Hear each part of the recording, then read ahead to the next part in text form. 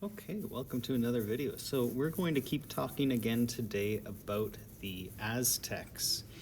And so, this is obviously a map of the world. Where did the Aztecs live and what was their life like? That's the topics today. So, if we zoom in here on modern day Mexico, we will see just at the bottom of North America, just below the United States, in modern day Mexico is where the Aztec Empire grew and thrived.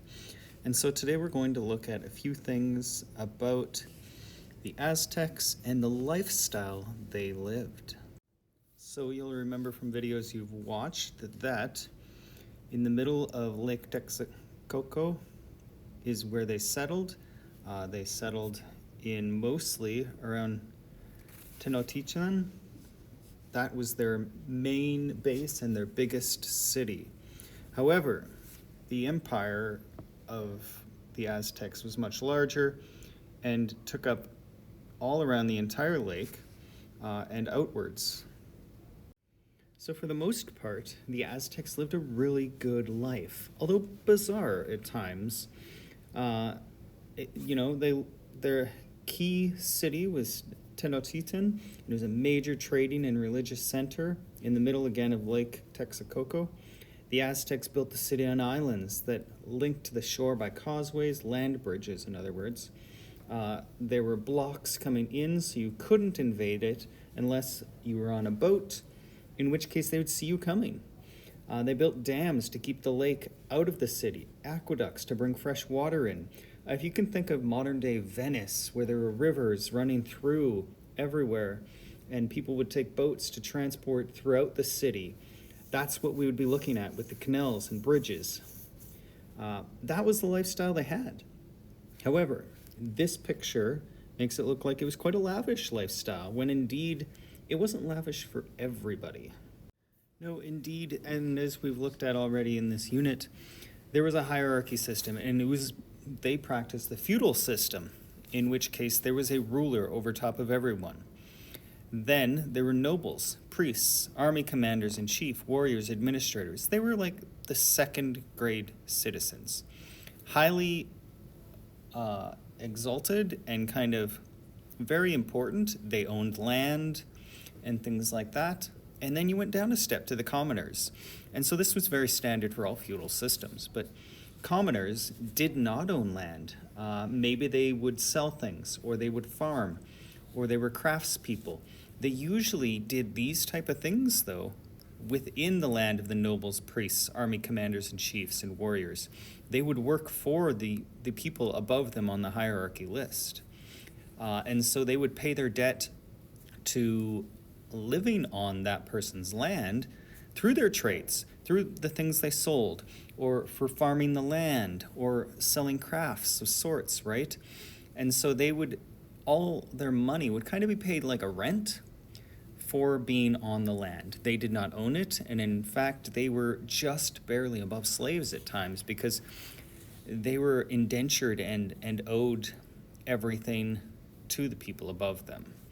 And below them were slaves. So these were the people that did not have a house to live in type thing and were completely run, and every aspect of their life was dictated by somebody above them, whether it be the ruler, the nobles, or the commoners.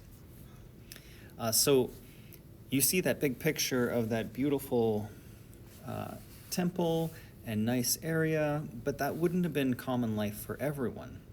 A lot of these people would have been living in back shanty houses or living a rather awful life. So in the middle of this island and around Mexico, there were not allowed a lot of animals running around. There were not a lot of typical livestock that you would have had. Horses were not around on the island in the middle of the lake or anything like that. What they did have, though, is they raised turkeys as well as dogs. However, these weren't pets. They ate both the turkeys and the dogs. In addition to raising livestock of turkeys and dogs, they would hunt ducks and trap snakes and rats and things like that. And they would also fish, as it turns out. Being in a lake, that made sense. They would fish. They would go out onto the areas around the lake and they would garden and farm, doing quite well. Now, they wouldn't have grown carrots or hot peppers, tomatoes maybe. What they would have done, though, is they would have grown a lot of corn and things like that, and fruits and vegetables for sure. Anything like that that could store well through droughts or long periods where they didn't have access to the local rains and things like that. Those are the items they would have grown that would have stayed well. And what this ended up meaning was that a lot of people had grown a lot of skills in agriculture, in fishing, and in architecture and boat building, and were able to have a bit of spare time. They weren't chasing animals around all day. So what did they do when they were waiting for their crop to grow? Well, they got into all sorts of arts and building of beautiful structures and things like that is what they ended up doing. And things like this mask that is made of turquoise and may portray the goddess of water. It shows the artistry that the Aztecs craftspeople were made possible to do. Just so intricate and detailed. Unfortunately, much of the Aztec jewelry and many masks were made of gold and silver, and the Spaniards, when they eventually came and attacked, melted most of these down and transported the precious metals back to Spain. So as a result, much of the Aztec artistry has been lost forever, and our kind of only memory is a few pieces here and there, or pictures of it, painted on walls and things like that, where we can see that they were quite capable of artistry. And so this was the way they lived their lives. They were educated people. They were very religious.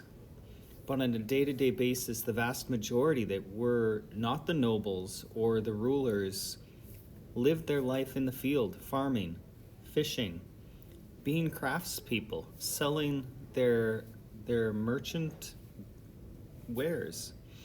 And we've learned that from, again, written history, what hasn't been destroyed by the Spanish, and from their own history, and again, paintings on the walls. So your task now is to answer the question about what the Aztecs did on their day-to-day basis. Yes, they sacrificed things. Yes, they fought. But what were the commoners doing? So I need you to put together a list, and it only needs to be a simple list of 5 things that they did. And if you need, you're welcome to open up google.com and find a few examples to help add to the list if you're not too sure. All right, thank you.